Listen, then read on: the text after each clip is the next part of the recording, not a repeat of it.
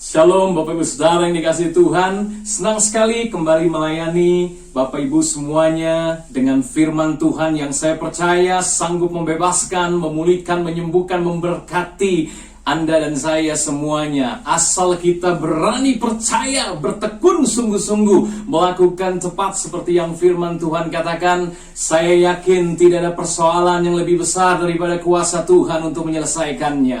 Nah, hari ini saya ingin memberikan sebuah tema yang sangat penting bagi kita, yaitu salib Kristus, solusi tuntas. Apa maksudnya Bapak Ibu?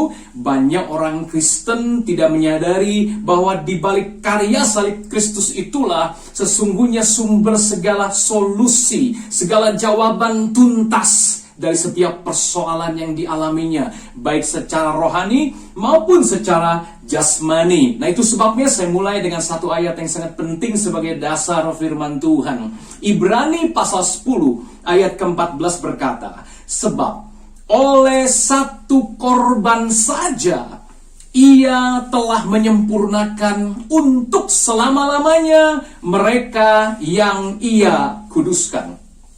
Alkitab berkata, oleh satu korban saja, yaitu korban salib Yesus di Kalvari, Yesus telah menyempurnakan. Dengar Bapak Ibu, bukan akan menyempurnakan, tetapi Yesus telah menyempurnakan untuk selama-lamanya. Bukan untuk sementara waktu, bukan untuk 1 tahun, 10 tahun, 100 tahun, 1000 tahun, tapi untuk selama-lamanya, kekal. Mereka yang Ia kuduskan. Siapa itu mereka yang Ia kuduskan dengan korban salib itu? Kita, Bapak Ibu Saudara dan saya yang bertobat dan percaya sungguh-sungguh menjadikan Kristus Tuhan dan Juru Selamat di setiap aspek kehidupan kita. Kita sudah disempurnakan untuk selama-lamanya. Wow, luar biasa dampak dari karya salib Kristus yang dikerjakan 2000 tahun lalu oleh Tuhan dan Juru Selamat kita. Nah, ini menunjukkan bahwa satu korban tebusan yang sudah Yesus kerjakan 2000 tahun yang lalu menjadi solusi tuntas. Bahkan solusi kekal, Bapak Ibu Saudara. Artinya saudara, kata menyempurnakan itu artinya setiap aspek hidup kita yang rusak oleh karena dosa, oleh karena dampak dosa, sakit penyakit, kelemahan tubuh, kemiskinan, kutuk yang menyertai dosa-dosa manusia, semuanya dituntaskan, dijadikan sempurna. Tentu tidak secara langsung, tapi secara bertahap, mulai dari area roh kita terlebih dulu mengalami pembenaran atau justification. Kemudian jiwa kita, pikiran, perasaan, kehendak kita mengalami pembaharuan setiap hari. Akal budi kita terus dibaharui dari sehari ke sehari. Sehingga apa yang terjadi di dalam justification, di dalam roh yang sudah dibenarkan itu, boleh mengalir bermanifestasi ke tubuh kita. Jadinya proses itu terjadi di pikiran Bapak Ibu Saudara dan saya. Ini yang disebut proses sanctification, pengudusan. Kekudusan itu berlangsung terus menerus setelah roh kita dibenarkan, lalu dia bermanifestasi kepada jiwa kita, dan dampaknya kepada area jasmani. Kesehatanmu diberkati, keuanganmu diberkati, hubunganmu satu dengan lain diberkati, finansialmu juga diberkati, berkelimpahan di setiap aspek hidup. Tapi itu dimulai dari hati dan roh kita terlebih dulu. Satu korban yang Yesus kerjakan sanggup memulihkan, menyempurnakan setiap aspek hidup itu secara bertahap. Dari roh, kemudian jiwa, kemudian tubuh. Akhirnya kita akan mengalami tubuh yang tanpa kehadiran dosa. Ini yang disebut glorification. Kita pakai tubuh kebangkitan atau tubuh kemuliaan. Saat Kristus datang kedua kali menjemput kita di awan-awan permai, kita tidak lagi mengalami sakit penyakit totally. Tidak mengalami apapun yang bisa dialami tubuh daging, tubuh dosa ini. Wow, luar biasa karya Yesus bagi kita. Tapi singkat kata intinya, satu korban Yesus itu menjadi solusi tuntas, kekal bahkan untuk setiap persoalan manusia. Nah, ini juga ditegaskan dalam perjanjian baru oleh Rasul Paulus. Itu sebabnya Paulus menulis di dalam Filipi pasal 4 ayatnya yang ke-19. Paulus berkata di sini, Allahku akan memenuhi segala keperluanmu menurut kekayaan dan kemuliaannya dalam Kristus Yesus. Tentu Paulus mengerti karya salib Yesus yang dia beritakan begitu dahsyat. Itu sebabnya dia berkata, Allahku akan memenuhi segala keperluanmu. Karena apa yang Yesus telah sediakan, hal itu bisa mengalir kepada hidup kita, menjawab setiap keperluan kita. Alkitab bilang memenuhi segala keperluanmu.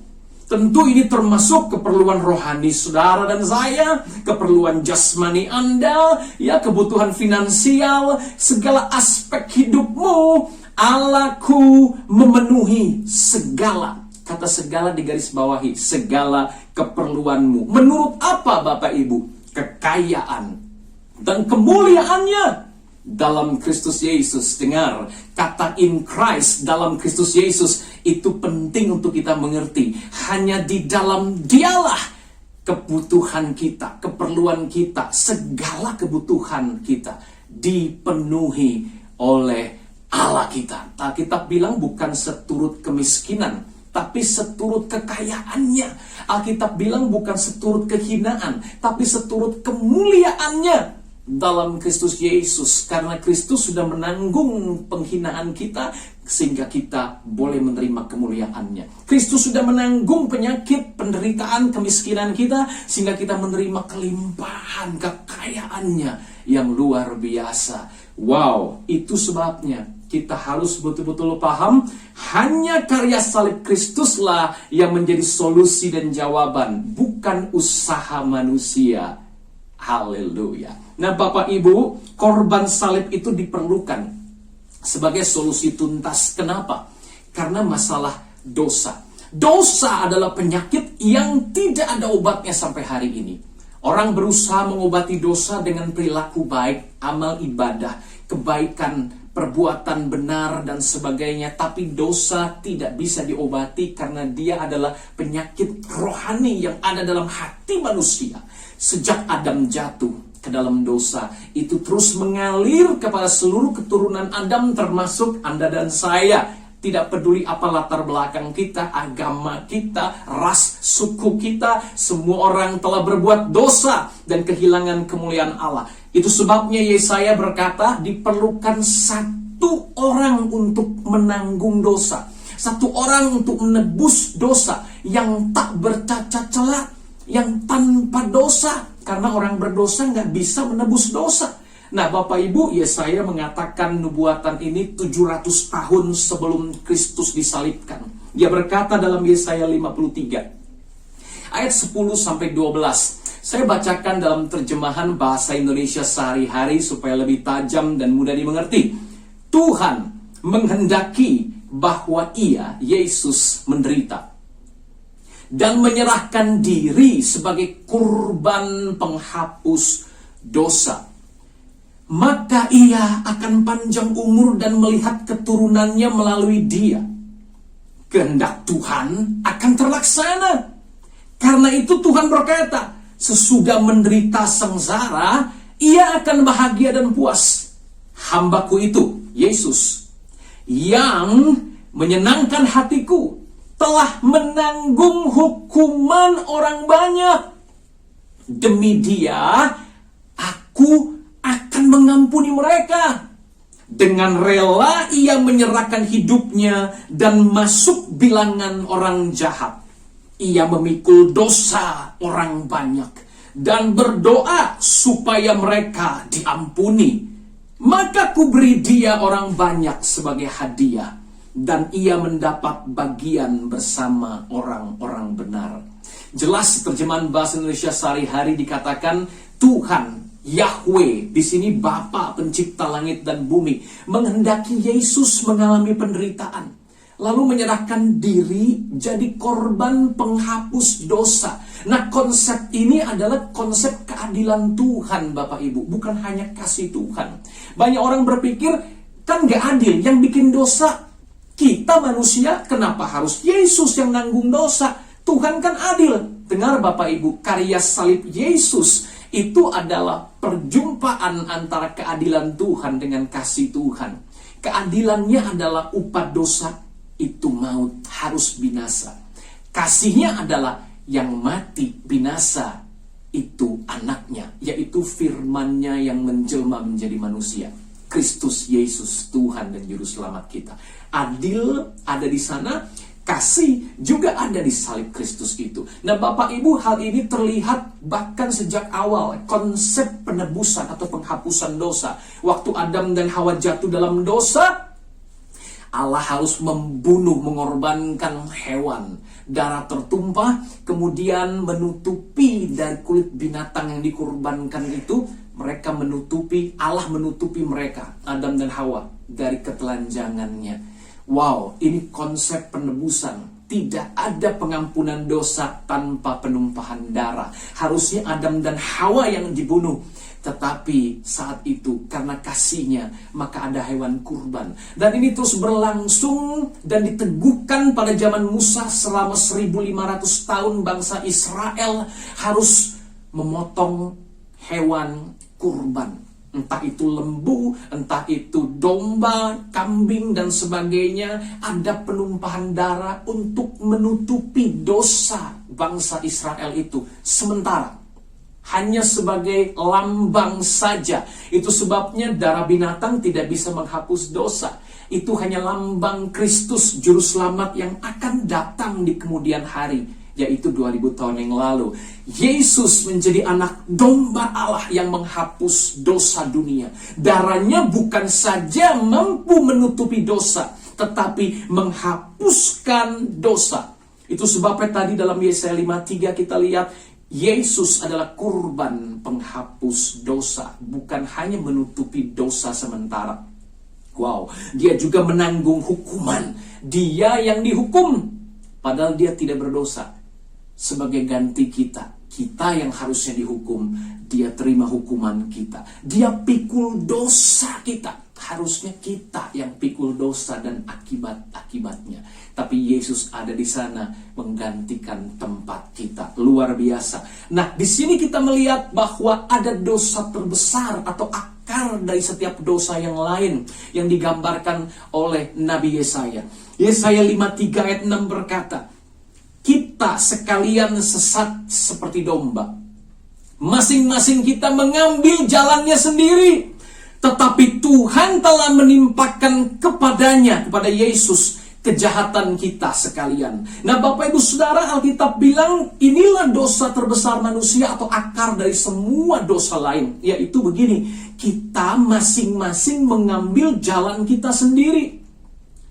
Kita menggunakan free will, kehendak bebas kita, semau gue, ambil jalan sendiri, kemudian nggak peduli Tuhan, membelakangi Tuhan. Entah itu perbuatan baik atau perbuatan jahat, di mata Tuhan mengambil jalan sendiri, bergantung pada kemandirian diri sendiri, itu adalah dosa, adalah kejahatan. Itu sebabnya Alkitab bilang masing-masing kita mengambil jalannya sendiri. Tuhan telah menimpakan kepadanya kejahatan kita sekalian. Mengambil jalan masing-masing, mengambil jalan diri sendiri adalah kejahatan di mata Tuhan. Mengandalkan kekuatan kita, kemandirian kita, entah itu perilaku jahat atau baik, itu kejahatan di mata Tuhan. Karena Tuhan ingin kita terus bergantung penuh kepada Tuhan. Hidup dalam pengenalan dan keharmonisan hubungan dengan Tuhan. Tapi manusia membelakangi Tuhan, memilih jalannya sendiri. Nah, kata kejahatan di sini dalam bahasa Ibraninya adalah avon, Bapak Ibu Saudara. Nah, kata avon ini sesuatu yang sulit untuk diterjemahkan di dalam bahasa Indonesia maupun di dalam bahasa Inggris. Nah, Bapak Ibu Saudara, kata avon itu bukan hanya berarti dosa, tetapi juga berarti akibat dari dosa itu sendiri. Bapak Ibu Saudara, kata avon bisa diterjemahkan macam-macam dalam bahasa Indonesia. Ya, ada pemberontakan, ada dosa, ada kejahatan dan sebagainya. Ada iniquity dalam bahasa Inggris, ada sin ya. Dalam Indonesia ada kedurjanaan, ada pembangkangan dan sebagainya. Tetapi kita bisa melihat kata avon melingkupi bukan hanya dosa tapi juga dampak dari dosa. Contohnya dalam Ratapan 4 ayat yang ke-6 saya bacakan. Ratapan 4 ayat ke-6 bilang begini, kedurjanaan putri bangsaku melebihi dosa Sodom, yang sekejap mata dibongkar bangkir tanpa ada tangan yang memukulnya. Kata kedurjanaan ini adalah avon, dosa. Sama seperti tadi, ya, kejahatan kita ditimpakan kepada Yesus, avon kita ditimpakan kepada Yesus. Kata yang sama avon di sini diterjemahkan kedurjanaan. Nah, di Ratapan 4 ayat 22 berbeda lagi, ya. Di sini dikatakan Sion telah menjalani hukumannya atas dosa-dosa yang diperbuatnya. Kini kami tidak akan dibiarkan Tuhan dan tak akan dibawa lagi ke dalam pembuangan. Tetapi engkau, hai Edom, akan dihukum Tuhan, dosa-dosamu akan disingkapkan. Nah, kata hukumannya atas dosa-dosa, kata hukuman di situ avon, Bapak Ibu. Jadi bukan hanya dosa, avon itu dosa, tapi avon juga hukuman atau akibat dari dosa. Nah, itu sebabnya dengan kata lain, ketika Tuhan Yesus itu menanggung dosa kita, kejahatan kita ditimpakan kepadanya, itu bukan hanya dosa dan kejahatan kita yang ditanggungnya, dipikulnya, tetapi juga segala dampak dari dosa, yaitu kutuk, penyakit, kemiskinan, kebinasaan, semua upah dosa dan dosa itu jadi satu ditimpakan kepada Yesus, sehingga kita tidak lagi mengalami dosa dan dampaknya. Luar biasa sekali karya salib Yesus. Nah, ini penting sekali. Itu sebabnya karya pertukaran di kayu salib itu adalah tempat yang paling penting dan satu-satunya untuk Anda dan saya menerima jawaban tuntas, solusi tuntas dari persoalan-persoalan dosa dan dampak-dampaknya. Wow, luar biasa. Nah, Yesus Kristus sudah mati bagi dosa-dosa kita. Dia sudah melakukan tugas dan bagiannya. Dia berkata, it is finished. Artinya sudah selesai. Kitab Ibrani bilang setelah dia selesai mengadakan pencucian dosa, pembersihan dosa, penghapusan dosa, dengan kata lain, dia duduk di sebelah kanan Bapa. Wow, dan dia situ menunggu musuh-musuhnya ditaklukkan di bawah kakinya. Dengan kata lain, apa yang dia selesaikan di kayu salib, sekarang dia sedang menunggu umat Tuhan menggunakan kemenangan yang dia berikan itu sebagai orang-orang yang beriman dan melepaskan kemenangan Kristus itu sehingga menjadi orang-orang yang lebih daripada para pemenang dalam hidup mereka. Wow, ini yang Yesus sedang tunggu. Nah, persoalannya Bapak Ibu Saudara, kenapa masih begitu banyak orang Kristen yang belum mengalami dampak dari karya salib? Buktinya masih banyak yang sakit, masih banyak yang jatuh bangun dalam dosa, masih banyak yang kesulitan secara ekonomi dengan begitu sulitnya, bolak-balik mentok sana sini, mengalami masalah ini, masalah itu, 1001 macam masalah-masalah. Padahal kan Tuhan Yesus sudah menanggung semuanya di kayu salib. Kenapa? Nah, ada 3 penyebab Bapak Ibu. Ya, yang pertama, karena banyak orang percaya, orang Kristen yang belum mengerti apa saja sih pertukaran yang sudah Yesus lakukan bagi dia di kayu salib itu. Apa saja sih dampak karya salib yang sudah Yesus kerjakan? Karena inti dari karya salib adalah pertukaran, Bapak Ibu. Semua yang buruk yang harusnya menjadi bagian kita, hukuman kita, dampak dari dosa-dosa kita, ditimpakan ke tubuh Yesus di kayu salib. Sehingga terjadi pertukarannya begini, semua yang baik yang harusnya menjadi pahala Yesus, dampak dari kebenaran hidup Yesus yang kudus, itu malah dikenakan sama kita. Tapi apa saja aspek-aspek dari pertukaran tersebut yang Yesus kerjakan di kayu salib? Kita bisa bilang semua yang baik sekarang menjadi bagian kita karena Yesus terima semua yang buruk. Oke, tapi apa saja? Mengetahui detailnya membuat orang memahami, mengerti, dan mulai bertindak dengan iman menerimanya. Ini dia persoalan pertama. Tidak semua orang mengerti apa saja sih pertukaran yang Yesus buat di kayu salib. Yang kedua, Bapak Ibu Saudara, ada begitu banyak orang juga yang salah mengerti tentang karya salib. Mereka berpikir, atau kelompok orang Kristen yang kedua ini berpikir, karya salib hanya untuk pengampunan dosa, Pak Yogi. Oh pastor, hanya untuk nanti jaminan keselamatan. Saya akan masuk surga karena penebusan dosa oleh Yesus Kristus. Ini dibilang salah? Tentu tidak, tentu saja benar. Tapi kesalahannya adalah orang ini membatasi karya penebusan atau pertukaran di kayu salib hanya pada satu sisi saja, satu aspek, yaitu dosa. Sehingga dia percaya, dia yakin dia mati masuk surga oleh karena darah salib Yesus di kayu salib. Itu betul sekali. Tapi dengan membatasi pada satu titik ini, satu aspek ini, aspek lain yang seharusnya juga menjadi dampak dari karya salib, dampak dari pengampunan dosa, itu mempengaruhi seluruh aspek lain. Karena kita batasi pengertian kita hanya pengampunan dosa, nggak ada hubungannya dengan hal-hal jasmani yang kita alami saat ini, nggak ada hubungannya dengan sukacita rohani, jasmani rohani saya. Wow, kita sudah salah mengerti tentang karya salib. Sehingga banyak orang Kristen, ya dia yakin pengampunan dosa, dia mati masuk surga, tapi sepanjang hidupnya dia dikuasai oleh kuasa kegelapan. Setan kasih dia penyakit, setan kasih dia kemiskinan, setan berkata kamu hidup di dalam kutuk dan dia harus mengalami sengsara yang tidak perlu. Beda dengan sengsara karena nama Yesus. Itu kemuliaan, kata Tuhan. Roh kemuliaan ada padamu kalau kamu dianiaya karena nama Yesus. Upahmu besar di surga kalau engkau hidup benar sesuai firman Tuhan. Engkau dibully, engkau dicaci maki, bahkan engkau dianiaya, bahkan dibunuh sebagai martir. Itu kemuliaan. Roh kemuliaan ada padamu. Itu bukti kekuatan atau kebenaran imanmu. Tapi banyak orang yang masih bolak-balik mengalami dampak dari kuasa dosa, atau bahkan diikat kuasa dosa, kutuk, kegagalan, kemiskinan, stres, depresi, berbagai sakit penyakit, serangan kuasa gelap dan sebagainya, karena membatasi karya salib hanya kepada pengampunan dosa. Nanti saya mati masuk surga, padahal lebih luas daripada itu yang Yesus sudah bayarkan di kayu salib. Alasan yang ketiga, Bapak Ibu Saudara, kenapa banyak orang Kristen, umat tebusan Tuhan, yang belum mengalami dengan maksimal akan kuasa pertukaran Yesus di kayu salib, pertukaran ajaib yang Yesus kerjakan 2000 tahun yang lalu. Alasan ketiga adalah ini, Bapak Ibu, karena banyak orang Kristen yang masih tanpa sadar mencampurkan usahanya sendiri.